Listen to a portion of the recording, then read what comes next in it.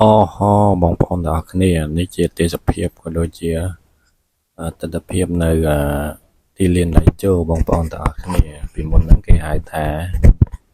ឆ្នេរកតុយនេះបងប្អូនទាំងអស់គ្នាហើយឥឡូវនេះគេបានកែប្រែឆ្នេរកតុយនេះហ្នឹងទៅជាទីលានដៃជោពីមុនមកគេមានតែ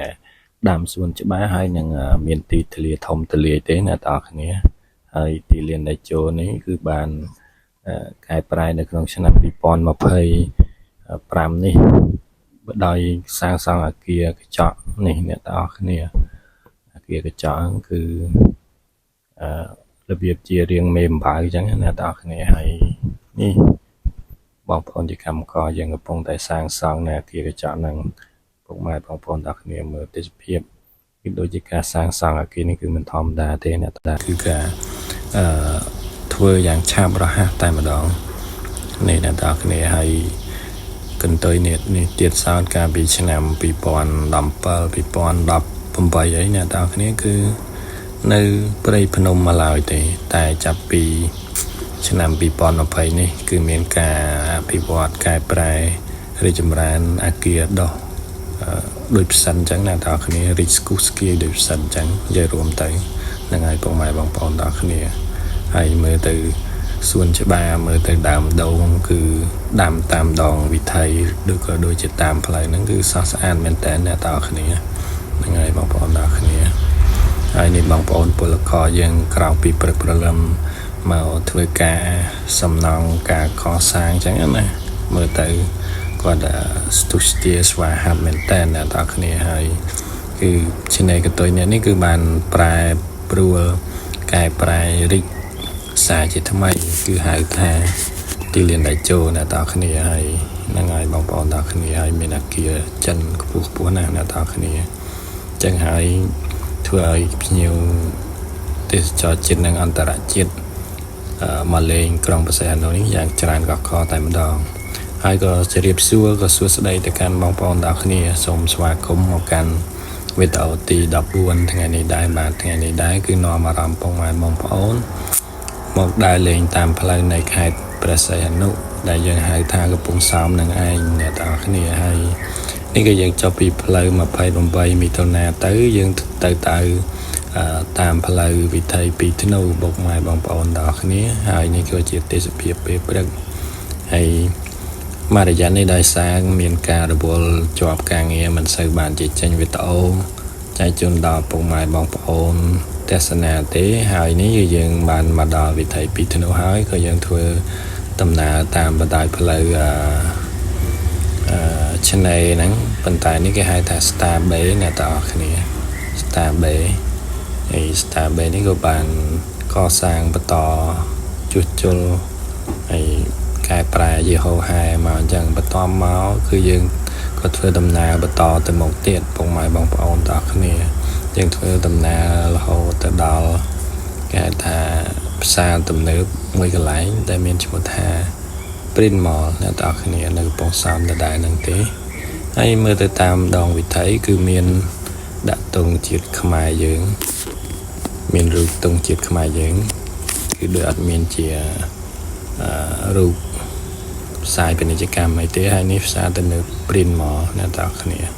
ហើយ Print Mall ហ្នឹងទៀតសោះគឺខាងមុខហ្នឹងគឺគេធ្វើជាផ្សារមួយដែរតែហ្នឹងគេរៀបដោយដែកទាំងអស់រៀបដោយដែកហើយនឹងកញ្ចក់អញ្ចឹងណានេះបងប្អូនទាំងគ្នាអានេះគេអត់ដឹងអាគារអីទេគឺគេកំពុងតែហុំសាងសង់បន្តទៀតអញ្ចឹងណាបងម៉ែបងប្អូនទាំងគ្នាហើយយើងក៏លេចមកមើលខាងនេះវិញគឺមានផ្សារទៅនៅ Print Mall ហ្នឹងមានហាងក្រោមហ្នឹងច្រើនសារផ្លាកឈ្មោះយីហោចិនអញ្ចឹងណាហើយនេះបងប្អូនយើងលួចនៅតាមដងវិថីក៏ដូចជាតាមផ្លូវហ្នឹងជាតេះជាលម៉អញ្ចឹងមកហើយនេះគឺគេធ្វើខាងមុខផ្សារហ្នឹងគឺដែកសុតហ្មងដែកសុទ្ធតែដែកទាំងអស់នេះដែកជាមួយនឹងកញ្ចក់និយាយថាពីធ្វើហ្នឹងក៏លឿនទៀតអ្នកទាំងអស់គ្នាពីចាប់ផ្ដើមពីខែ1ហ្នឹងទេការធ្វើហ្នឹងឥឡូវមកដល់ខែ3ខែ4ហ្នឹងគឺចិត្តបាន50-70% ហើយគឺលឿនមែនតើហើយនេះគឺផ្សារ Print Mall ច្រកចូលបងប្អូនដែលមកលេងអាចចូល មកទិញអីបានអានេះដូចជាមានភីសាមានអីចឹងណានេះព្រីម៉លអ្នកនរគ្នាហើយយើងក៏លេខមកខាងនេះវិញគឺតំបន់ជីងប៉ៃ1ជីងប៉ៃ2ជីងប៉ៃ3អីចឹងទៅហ្នឹងហើយបងប្អូនទាំងអស់គ្នាហើយក៏យើងធ្វើដំណើរបន្តទៅទៀតមកគឺយើងតដំណើរតាមដងផ្លូវនឹងរហូតយើងកាន់តែមកគៀកស្ថាគារសុខា Hotel អ្នកនរគ្នាហើយនឹងគៀកកញ្ចក់ហ្នឹងគឺ Manchester ហើយនេះយើងមកដល់ផ្លូវសុខាអ្នកនរគ្នានេះ Manchester ហើយនេះសុខា Casino ដែរគឺកំពុងសាងសង់អគារថ្មីនៅជាប់ផ្លូវហ្នឹងពុកម៉ែបងប្អូនទាំងគ្នាហើយខាងនេះគឺអគារ Manchester អ្នកនរគ្នា Manchester អគារកញ្ចក់ហ្នឹងបាទហើយយើងមកដល់សុខាហើយបន្ទាប់ពីសុខាយើងធ្វើដំណើរតទៅមុខទៀតរហូតទៅដល់គេហៅថាកតុយនៀពុកម៉ែបងប្អូនទាំងអស់គ្នាចាំមកគេហៅថាកតុយនៀយើងអ្នកណាក៏ស្គាល់ដែរអ្នកនៅកំពង់សោមហើយនេះខ្លាំងទ្វារសុខាពុកម៉ែបងប្អូនទាំងអស់គ្នាខ្លាំងទ្វារសុខា Hotel អញ្ចឹងហួសពីសុខា Hotel ទៅយើងដល់រង្វង់មូលព្រះសិវៈអានេះស្ថានភាពសុខារង្វង់មូលព្រះសិវៈបាទនេះសិតតដើមអាស័យអ្នកទាំងគ្នាគឺសស្អាតមែនតើហ្នឹងហើយពុកម៉ែបងប្អូនទាំងគ្នាហើយទីទៀតហ្នឹងគឺយើងមកដល់ឆ្នេរកតុយនេះដែរខ្ញុំបានដាក់ពីខាងដើមវីដេអូមិញតែបង្ហាញពុកម៉ែបងប្អូននៅខាងដើមក្បាលវីដេអូហ្នឹងឯងហ្នឹង